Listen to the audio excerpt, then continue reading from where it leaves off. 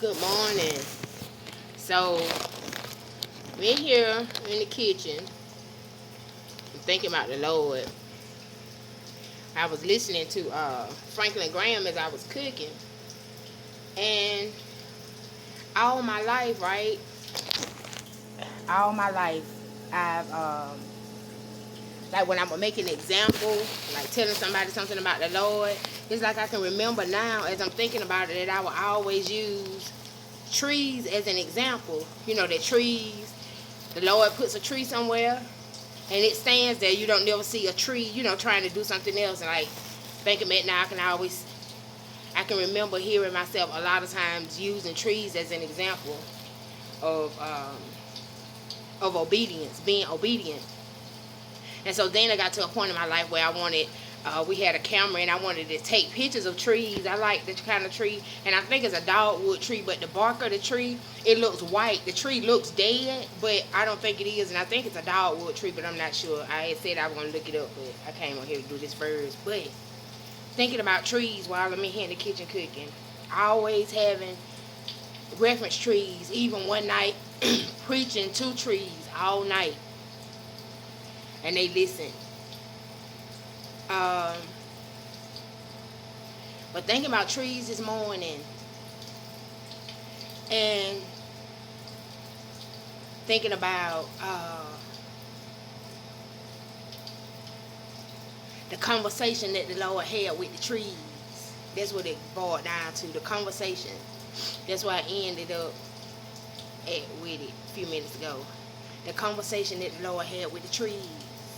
When he asked them, because I can remember reading in Job where it says, when the Lord told Job that put your clothes on and gird yourself up like a man and listen to what I got to say, and you gon' listen.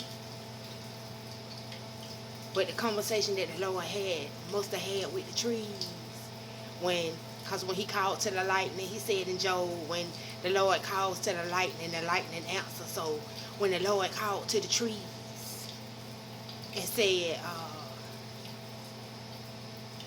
do me a favor,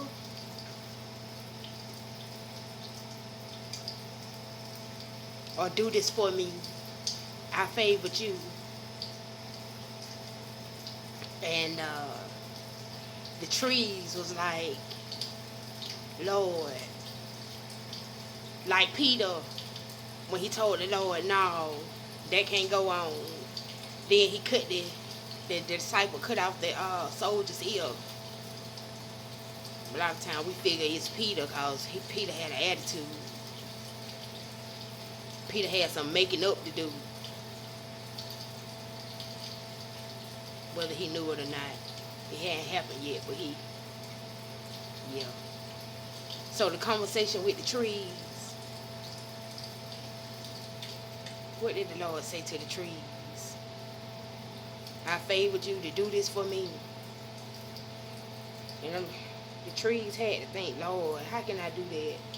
And then the Lord, as I was thinking, like that about the trees and, the cross, listening to the message that Franklin Graham was giving on Easter Sunday. He was in Israel, and I was reminded of how all my life I've thought about trees and referenced trees and stories that I told, and then the word parable came up in parables that I would tell, but in stories that I would tell, I would use trees. And about the night when I was high and I preached to the trees, and they listened and preached all night long to the trees. Then hearing Franklin Graham's message and thinking about the Lord's conversation with the trees.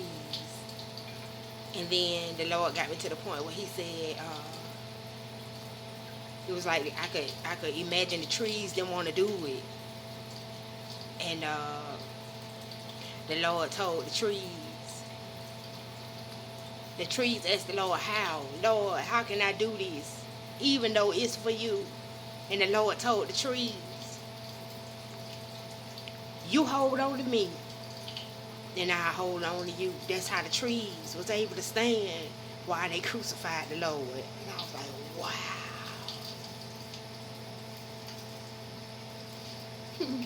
The parable of the tree.